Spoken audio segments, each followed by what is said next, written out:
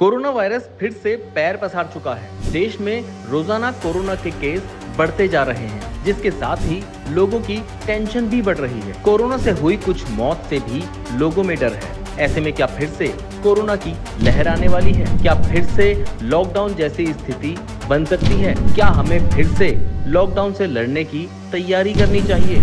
Felix hospital के chairman doctor DK. Gupta से अगले 10 मिनट में इन सभी सवालों के जवाब मिलने वाले हैं। क्या देश में फिर से कोरोना की लहर आ सकती है? पूरे विश्व में और भारतवर्ष में कोविड के नए केसेस बढ़ रहे हैं और कई सारे नए सब वेरिएंट भी देखे गए हैं। WHO ने कहा है कि ये जो सब वेरिएंट है वो अंडर मॉनिटरिंग रखा गया है, मतलब इसके अंदर किसी भी पैंडेमिक या एपिडेमिक क्रिएट करने की क्षमता हो सकती है। इसलिए हम सबको कोविड अप्रोप्रिएट बिहेवियर का पालन करना चाहिए। दूसरी बात, और जो नया सब वेरिएंट है उसके बारे में ये भी कहा जा रहा है कि ये मोर इन्फेक्शियस है, मतलब ज़्यादा तेजी से फैलता है। इसके अंदर जो इम्यून एस्केप करने की क्षमता है वो ज़्यादा है, मतलब आपकी इम्यूनिटी को एस्केप करके आपके अंदर बीमारी क्रिएट कर सकता है। और तीसरी जो इंपॉर्टेंट बात है कि हम सबकी इम्यूनिटी डाउन हो चुकी है, हमारी इम्यूनिटी बीन ऑफ हो चुकी है, तो हम दोबारा ससेप्टेबल हो चुके हैं इन्फेक्शन के लिए और बीमारी के लिए। तो ये सारे फैक्टर्स बताते हैं कि दोबारा पैंडेमिक या दोबारा कोविड की लहर आ सकती है। इसलिए हम सबको सतर्क रहने की जरूरत है, बट घबराना नहीं है। जो हमने पहले भी कोविड को बीट किया, इस बार भी कोविड को बीट करेंगे। क्या 2-3 साल पहले ली गई वैक्सीन अब कारगर नहीं है? जो 2 से 3 साल पहले आप सबने जो कोविड की वैक्सीन ली है, चाहे वो कोविशील्ड हो, कोवैक्सीन हो या अन्य कोई विदेशी वैक्सीन हो, उन सब की जो इम्यूनिटी है वो बीन ऑफ हो चुकी है, मतलब उनके जो एंटीबॉडी टाइटर है आपकी बॉडी के अंदर वो कम हो चुका है। और जो कोविड के वेरिएंट जो नए इस समय मौजूद हैं उनके अंदर भी वो वैक्सीन इफेक्टिव नहीं थी, मतलब जो वैक्सीन है वो क्रॉस इम्यूनिटी भी नहीं देती है। तो इसलिए कोविड की जो पुरानी वैक्सीन हैं वो कारगर नहीं है। अब हमें अगर इम्यूनिटी लेनी है या तो दोबारा नेचुरल इन्फेक्शन होना चाहिए या फिर कोविड की नई वैक्सीन जो करंट स्ट्रेन है इनके अगेंस्ट डेवलप होनी चाहिए। क्या कोरोना के नए वेरिएंट से बचने के लिए नई वैक्सीन बनानी होगी? तो जैसा मैंने पहले भी बताया है कि कोविड का जो नया स्ट्रेन है उसके अगेंस्ट हमारी बॉडी के अंदर इम्यूनिटी नहीं है, ना तो नेचुरल इन्फेक्शन से पहले हुआ है, मतलब कोई नेचुरल इम्यूनिटी भी नहीं है, और जो हार्ड इम्यूनिटी पहले थी जो जिन स्ट्रेन के अगेंस्ट वो भी कम हो चुकी है, मतलब जो क्रॉस इम्यूनिटी थी वो भी कम हो चुकी है। और जो पुरानी वैक्सीन लगी थी चाहे वो कोविशील्ड या कोवैक्सीन, उनका एंटीबॉडी टाइटर भी बीन ऑफ हो चुका है, प्लस वो जिन स्ट्रेन के अगेंस्ट इफेक्टिव थी वो करंट स्ट्रेन से बहुत डिफरेंट है। तो इसलिए नई वैक्सीन हमें डेवलप करनी चाहिए। क्या जिन्हें पिछली लहर में कोरोना हुआ उन्हें दोबारा हो सकता है? तो जिन लोगों को पिछली बार कोरोना हुआ था या कोविड हुआ था उन लोगों को दोबारा भी कोविड हो सकता है, इसमें कोई भी डाउट नहीं है। इसलिए कृपया सतर्क रहें और सावधानी बरतें। इसका रीजन ये है कि जब भी हमें पहले कोविड हुआ था तो उसके अगेंस्ट हमारी बॉडी में एंटीबॉडीज बनी थी, वो एंटीबॉडीज अब कम हो चुकी हैं, मतलब इम्यूनिटी बीन ऑफ हो चुकी है। नंबर 2, जो हर्ड इम्यूनिटी डेवलप हुई थी उस समय वो भी कम हो चुकी है। नंबर 3, जो हम लोगों ने वैक्सीन लगवाई थी वो भी जो नए स्ट्रेन इस समय मौजूद है उनके अगेंस्ट बहुत कम इफेक्टिव हैं। तो इसलिए ये 3 रीजन है जिसकी वजह से आपको कोरोना दोबारा हो सकता है। इसलिए पूरा ध्यान रखें, अपनी सेहत का बिल्कुल ध्यान रखें और कोविड एप्रोप्रिएट बिहेवियर्स हैं उनका पालन जरूर करें। क्या कोरोना का नया वेरिएंट खतरनाक रूप ले सकता है? कोरोना जो है एक ऐसा वायरस है जो बहरूपिया वायरस है, जो इसमें म्यूटेशंस होती रहती हैं और म्यूटेशन खतरनाक भी हो सकती हैं। जैसा अभी देखा गया है नए जो सब वेरिएंट आए उनके जो इन्फेक्शियस रेट है वो तेज है, उनके अंदर इम्यून स्केप करने की क्षमता, मतलब आपकी रोग प्रतिरोधक क्षमता को स्केप करके बॉडी में इन्फेक्शन और डिजीज पैदा कर सकते हैं। इसके अलावा हमारे अंदर हार्ड इम्यूनिटी कम हुई है, एंटीबॉडीज का लेवल डाउन हुआ है। तो कहीं ना कहीं किसी भी वायरस में जो नया स्ट्रेन है उसमें पूरा पोटेंशियल है कि वो सीवियर बीमारी और कॉम्प्लिकेशंस कर सकता है, खास करके ऐसे लोग जो कोमॉर्बिड हैं, जिनको diabetes, hypertension, asthma,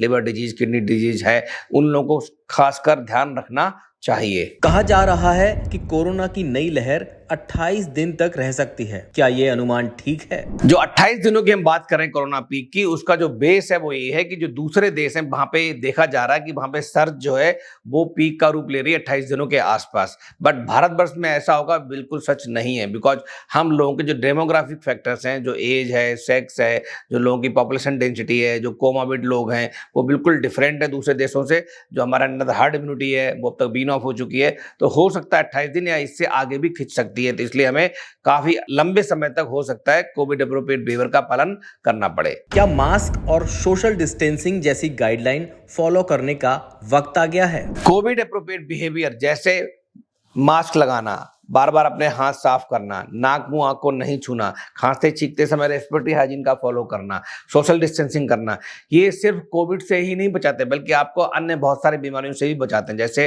droplet infection होते हैं वो मास्क से और हाथ धोने से बचते हैं, जैसे इसमें ट्यूबरकुलोसिस है या निमोनिया है, इन्फ्लुएंजा लाइक इलनेसेस हैं, कोविड है, इनसे बचत होती है। हाथ धोने से, हैंड हाइजीन से आपको बहुत सारी typhoid, gastroenteritis, diarrhoea, dysentery, jaundice ऐसी बहुत सारी बीमारियों से बचते हैं। तो कहीं ना कहीं आपको बिल्कुल पालन करना चाहिए, कोविड हो ना हो इससे कोई फर्क नहीं पड़ता। तो अगर आप चाहते हैं कि अन्य दूसरी बीमारियों से भी आप बचे रहें तो कोविड एप्रोप्रिएट बिहेवियर का पालन जरूर करें और साथ में अपने बच्चों को भी यही एजुकेशन दें कि वो भी इन सब चीजों का पालन करें। क्या नए वेरिएंट से प्रभावित मरीजों के लक्षण भी नए हैं? जो नए सब वेरिएंट आए हैं, चाहे उसमें LF7 है, JN1 है, NB.1.8.1 है, ये सारे सब वेरिएंट्स के जो सिम्टम्स हैं वो इन्फ्लुएंजा लाइक इलनेस जैसे हैं। मतलब खांसी है, जुकाम है, बुखार है, गले में दर्द है, सोर थ्रोट है, बॉडी एक है, हेडेक है, ये सारे सिम्टम्स इन्फ्लुएंजा लाइक इलनेस जैसे ही हैं और पुराने जो स्ट्रेन्स हैं उनसे मिलते जुलते हैं। तो इसलिए अगर किसी को इस तरह के सिम्टम्स हैं तो वो until and unless proved otherwise, जब तक ये सिद्ध ना हो कि कोविड नहीं है तब तक उन्हें उसे कोविड मान के ही रहना चाहिए और अपने आप को आइसोलेट करना चाहिए, डॉक्टर से संपर्क करना चाहिए और जरूरत पड़े तो अपने टेस्ट भी कराने चाहिए। क्या सामान्य बुखार या सर्दी जुकाम होते ही कोविड टेस्ट करा लेना चाहिए? जब भी किसी को इन्फ्लुएंजा लाइक इलनेस जैसे कॉमन कोल्ड है, कफ है, गले में दर्द है, बुखार है, सोर थ्रोट है, बॉडी एक है, हेडेक है, थकान है, ऐसे सिम्टम्स आते हैं तो ये कोविड हो सकता है जब तक कि ये सिद्ध ना हो टेस्ट में। तो इसलिए अगर ऐसे किसी को सिम्टम्स आ रहे हैं और वो एंडेमिक एरिया में जहाँ कोविड फैला हुआ है तो उसको तुरंत अपने आप को आइसोलेट करना चाहिए, अपने डॉक्टर से संपर्क करना चाहिए और वहाँ की जो लोकल गाइडलाइंस को फॉलो करना चाहिए। और मैं सजेस्ट करूंगा, रिकमेंड करूंगा कि अपना टेस्ट भी जरूर कराना चाहिए सो दैट कंफर्म हो जाएगा उसको कोविड है या नहीं है। WHO ने नोट के इस्तेमाल से परहेज करने की सलाह दी है, इसकी क्या वजह है? जब भी हम किसी करेंसी को उपयोग करते हैं, खास करके जो हार्ड करेंसी है या पेपर करेंसी है, उसको जब हम लोग गिनते हैं या आपस में आदान प्रदान करते हैं और उस समय कोई खांसता चीखता है तो बहुत सारे जो बैक्टीरिया और वायरस उस नोट पे आ जाते हैं और वो जो दूसरा व्यक्ति ले रहा होता है उस पैसे को, वो कहीं ना कहीं उसके क्लोज कांटेक्ट में होता है तो उससे वो उसको इनहेल कर सकता है बैक्टीरिया और वायरस को, वो अपने अंदर बीमारी को ले जा सकता है। तो इसलिए हम लोग डिजिटल करेंसी का उपयोग करने का बढ़ावा देते हैं, क्योंकि बहुत सारे कोविड नहीं और बहुत सारी जो ड्रॉपलेट इन्फेक्शन वाली बीमारियां हैं, जो कॉन्टैक्ट वाली बीमारियां हैं, वो फैल सकती हैं जो हार्ड करेंसी या पेपर करेंसी से। इसलिए आप सबको मैं सजेस्ट करूंगा, रिकमेंड करूंगा कि डिजिटलाइजेशन का उपयोग करें, मतलब डिजिटल करेंसी का उपयोग करें और डिजिटलाइजेशन को बढ़ावा दें। क्या मांसाहारी लोगों को विशेष सावधानी की जरूरत है, जैसा दावा सोशल मीडिया में किया जा रहा है? देखिए, कोविड एक बहरूपिया वायरस है। बहुत बार ये भी देखा गया कि बहुत यंग लोग और इनकी इम्यूनिटी भी बहुत अच्छी थी, नॉन स्मोकर थे, नॉन अल्कोहलिक थे, बिल्कुल दिनचर्या सही थी, उन लोगों के अंदर इसने बहुत सारे सीरियस कॉम्प्लिकेशंस करे हैं और उनकी डेथ भी हुई है। तो चाहे वो वेजिटेरियन हो या नॉन वेजिटेरियन हो, इससे कोई फर्क नहीं पड़ता, आप शाकाहारी हैं, मांसाहारी हैं, बट डेफिनेटली अगर आपकी इम्यूनिटी लो है, आपके अंदर कॉम्प्लिकेशन ज़्यादा हो गए तो फिर दिक्कत आपको हो सकती है। तो इसलिए कोई रिस्क ना लें, दोनों लोगों को बराबर प्रिकॉशंस लेने हैं। हम सबको कोविड अप्रोप्रिएट बिहेवियर का पालन करना है अगर हमें कोविड से बचना है। क्या अभी सिंगापुर, इंडोनेशिया जैसे देशों की यात्रा से बचना चाहिए जहां कोविड के मरीज ज्यादा हैं? देखिए, मैं तो यही सजेस्ट करूंगा कि आपको किसी भी भीड़ भाड़ वाले इलाके से बचना चाहिए, सोशल डिस्टेंसिंग का फॉलो करना चाहिए। अगर बहुत अर्जेंट नहीं है तो ऐसे देशों में ना जाएं जहां पे कोविड फैला हुआ है। अगर जाना भी पड़ता है आपको तो आप प्लीज़ देख लें कि आपके देश की गाइडलाइंस क्या कह रही हैं उस देश के बारे में, वहाँ की ट्रेवल गाइडलाइंस क्या हैं, एयरलाइन है उसकी गाइडलाइंस क्या है। अगर बहुत अर्जेंट हो तभी जाएं और इन सब गाइडलाइंस का फॉलो जरूर करें। पहले से किन बीमारियों से ग्रसित मरीजों को नए वेरिएंट से सबसे ज्यादा खतरा है?